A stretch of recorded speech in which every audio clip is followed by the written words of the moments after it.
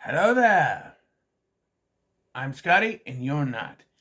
And we are now taking a look at Candyman 2. Farewell to the Flash. Candyman, Farewell to the Flash, whatever.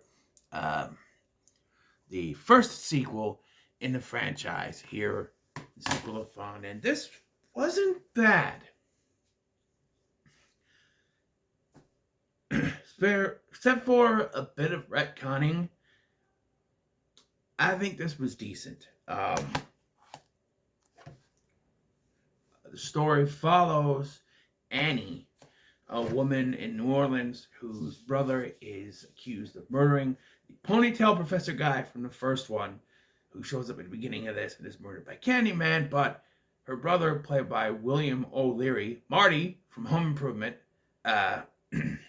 is blamed for the murder due to the fact they had a heated argument before the murder occurred. So she's on a quest to prove her brother's innocence and uncovers a deadly secret about her family. It's a total retcon, but here we go.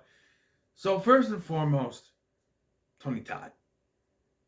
He's still good in this for the part that he has. He's Candyman, of course. And I thought that the story is pretty good. You get him, and moving away from Illinois to New Orleans is a good thing to do. It's April now as I'm reviewing this, and I believe Mardi Gras is in April, so it's a good Mardi Gras. So she's, we see the beginning here, the point that Professor Guy, he's doing this whole thing on Candyman.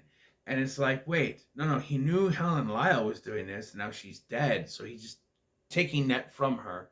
This is supposedly 3 years after the event. So this takes place in 1995 when the movie came out. 3 years after the events of the first film.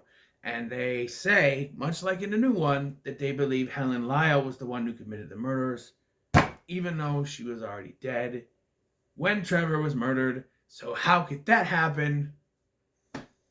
I don't know. That doesn't make any sense, but what the hell, right? What the hell? And so William O'Leary comes in. He has an argument with the guy. You led my father, Candyman, blah, blah, blah.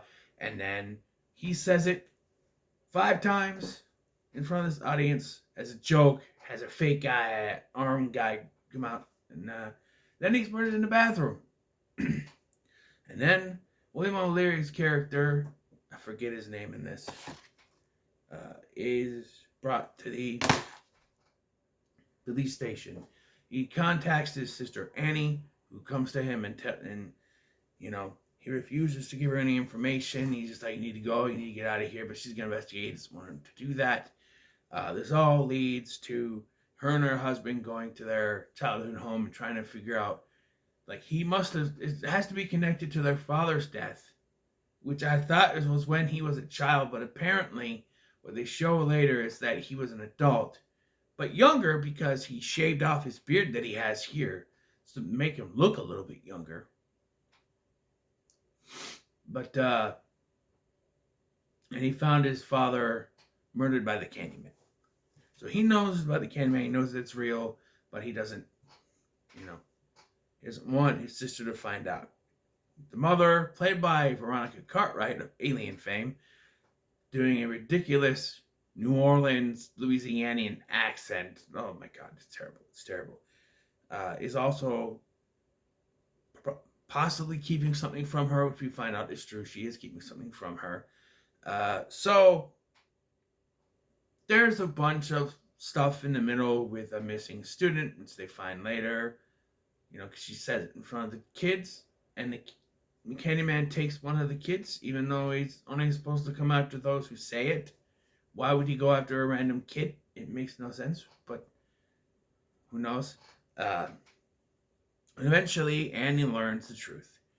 That the house they were living in was the same house that Daniel Robitaille, Candyman, was living in and he was murdered.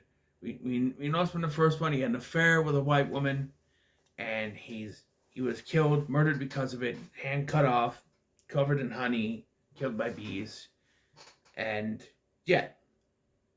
And apparently, the woman he was with, the white woman, got pregnant from it, and which we kind of already knew from the first one, I believe. And here was where the retconning comes in. It turns out that Annie is a direct descendant of that baby. Their family is in the bloodline of that child. Even though it was told to us in the first one that Helen was the one in the bloodline of that child. Okay. But yes, Annie is now the one connected to Daniel Robitaille through the baby. And the Candyman kills her husband, and she's now pregnant. That's going to be a girl because you got to continue the bloodline, of course. And then the detective is murdered. William O'Leary is murdered, both by Candyman. The other police detective believes her, but I think she's murdered too. And then eventually Annie finds the missing boy, and he saves her from drowning, and she defeats the Candyman by breaking his mirror. Oh, the mom is also killed. So let's break this down. So the mom, Veronica Cartwright's character, knew the truth. So did the dad. The dad was trying to destroy the Candyman when William O'Leary showed up. And he was murdered because of it. And they also, after, this murder of this professor guy, they think, oh, maybe he had something to do with the dad's murder. She goes to this guy, Thibodeau, who is actually Walt, from the very short-lived Jeff Foxworthy show in season 1, half of season 1, because they got rid of Walt and Russ halfway through the season to bring in Jay Moore as a character. While funny, eventually I'll talk about the Jeff Foxworthy show. It's going to be 2 different videos because there's 2 different shows technically, so I need to talk about both of them separately, most likely, probably. It'll be short-lived in 2 parts. But, anyway, yeah, Matt Clark, Walt from Jeff Foxworthy show. He tells her all about the history of Candyman and the backstory and the retconning and all that stuff. So it was cool to see him in there. So I'm like, hey, it's Walt. That's cool. So you got 2 sitcom actors in this, really. But yeah, this wasn't that bad. I'll give it a middle of the road because the retconning kind of peeves me. Like, they told us Helen was basically, they implied Helen was the one who was his descendant, and now they changed it to her.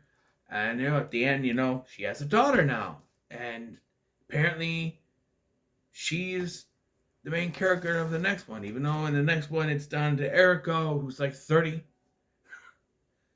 How does that work? I guess I'll have to find out. But yeah, middle of the road, not that bad. The acting was pretty good. There are a few fake out jump scares, which I was rolling my eyes out at the beginning of this. It's like the whole, what's going on? But it's the husband just walked up behind her. That kind of thing. And I also thought that there was too many cutaway kills. Like the thing with the husband. Well, it wasn't really cutaway because they did show it later, I guess. But I don't know. But I thought it was done pretty well. I like the music. It's not the same music person, is it? Philip Glass. It is the same music from the first one. So the music was still good. Yeah. So what are your thoughts on Candyman? Farewell to the Flesh. In the comments below, make sure to like, share, and subscribe. Next, there's no hint for the next one because I already telling you it's Candyman Day of the Dead. We're going to finish up the Candyman movies in the next one. So look forward to that. Until then, make sure to like, share, and subscribe. Thank you for watching. I've been Scotty, and I'll see you in the next one.